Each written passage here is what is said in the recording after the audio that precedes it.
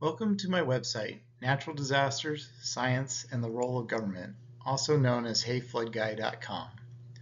I'm starting this site to search for a way to better communicate the value of science in helping to make our lives better and how government can play a role in that. My thought on starting this discussion is to better advertise the observable science that is out there, show how that data is used to make decisions, and how a collective group can make their lives better and avoid bad outcomes. This presentation is going to highlight my work history to give more perspective on the background I have in trying to help guide some of these conversations. I'm particularly going to focus on the work with communities to help them become less vulnerable to risks from natural hazards. My early career in the 1990s focused on water quality and watershed restoration. From that work, I found myself traversing many rivers, loving the diversity of them across the Pacific Northwest. And that motivated me to go back to grad school and get my master's in hydraulic engineering from Washington State University. From there, I entered the federal workforce for 9 years with the U.S. Army Corps of Engineers in the Seattle District, and then with the Federal Emergency Management Agency for another 16 years in Region 10. I'm going to focus on my roles shown in orange here because these are the roles that delved into working with communities on their natural hazard risks.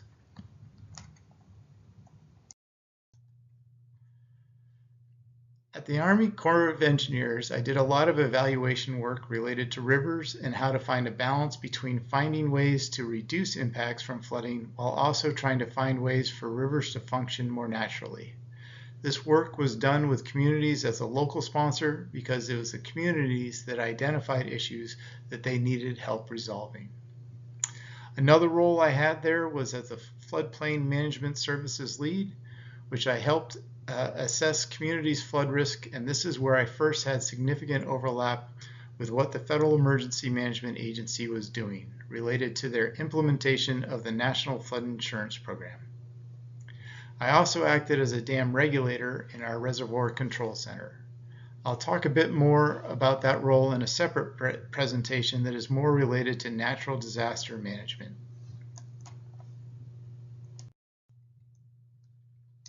My primary role at FEMA for 13 of my 16 years was to oversee the flood studies we did to support the National Flood Insurance Program, with a team that worked with communities to help reduce their exposure to natural hazard risk. Other roles I had included supporting the state's role with dam safety by providing grants to support their efforts to inspect dams, develop emergency action plans in case of dam failure, and help rehabilitate dams that are in poor condition. And then there are the efforts to support disaster response and recovery that I will cover more in a separate presentation on natural disasters in my tenure.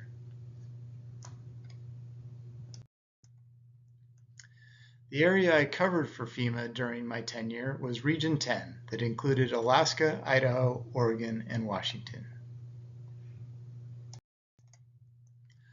Our goal through our programs was to ensure there was good information about the natural hazard risks for every community, that those communities were aware of that data and understood it, and to help the communities use that data to inform actions to help address that risk and to take actions to reduce those risks.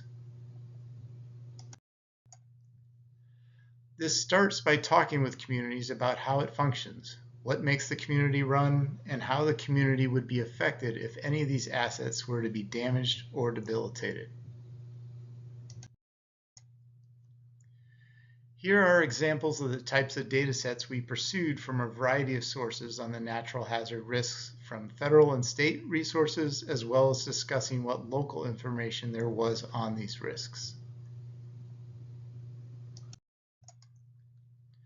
We then could run the hazards over the building inventory to see how they would be affected for the variety of scenarios.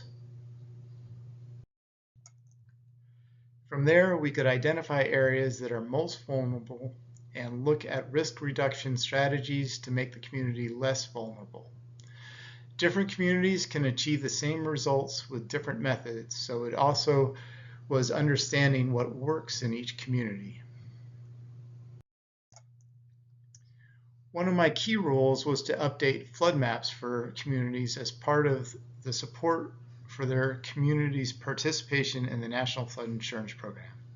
This program was created by Congress in 1968 to try to address the vulnerability the nation had to flooding. The agreement between FEMA and the communities with this program was that if FEMA developed map floodplains and the communities developed minimum floodplain construction standards to address these risks with their future development, then federal flood insurance would be available to the community.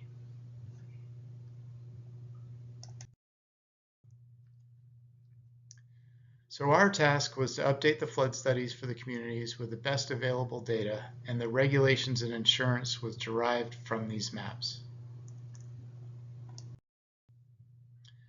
When I first started working for FEMA, most of the flood maps were only in a paper form that made them challenging to use, so they were being converted to digital maps. But the older maps were often based on past modeling that had relatively poor quality data that they were built off of, such as the topography.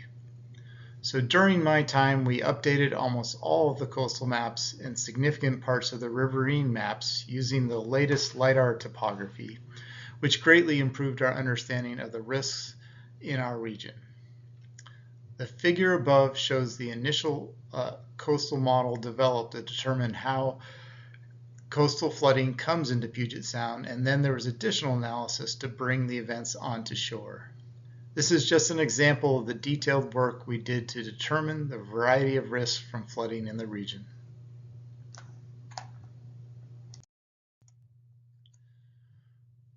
Once we mapped the regulatory floodplain, which is a 1% flood event in any given year, also called a 100-year event, we also discussed the limitations of the data, how things could be changing, where to find information on the changing risks, and a feel for what those changed floodplains could look like. The minimum regulations are based on the specific 1% event, but how one adapts to changes can depend on the time frame one is looking at and the risk one is willing to take.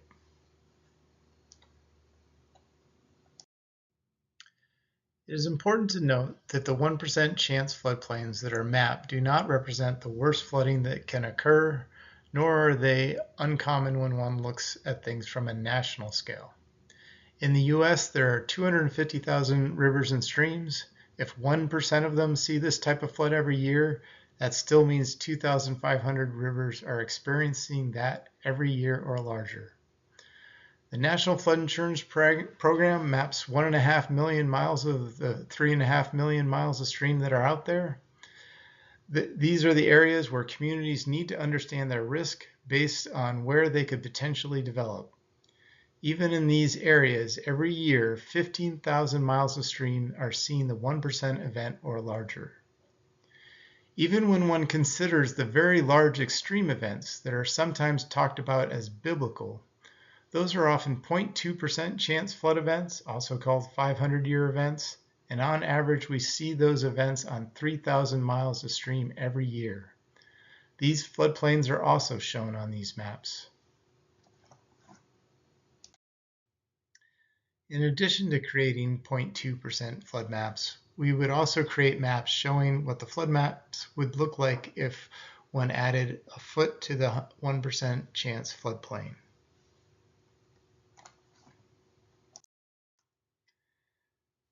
And then 2 feet.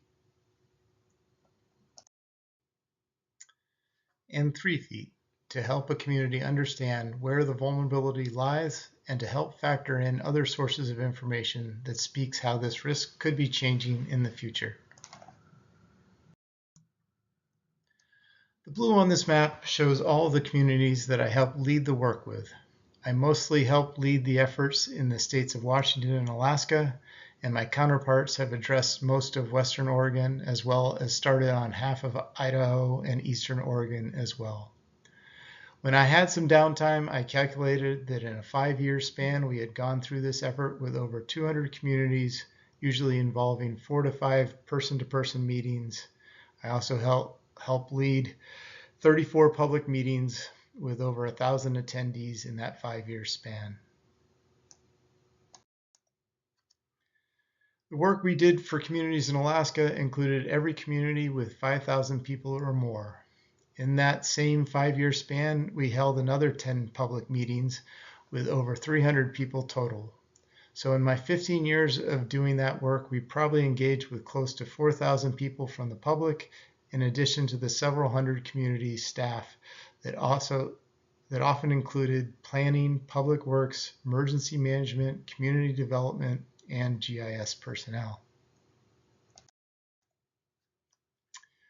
Our work in the state of Washington impacted 27 of the 29 nationally recognized tribes. Of those 27 tribes, we were able to fully engage with 20 of the 27 tribes through the entire process of these studies.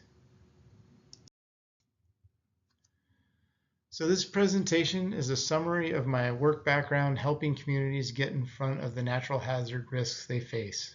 From traveling to these communities across our region, I feel there are a number of stories and things to learn from and tell some YouTube stories about.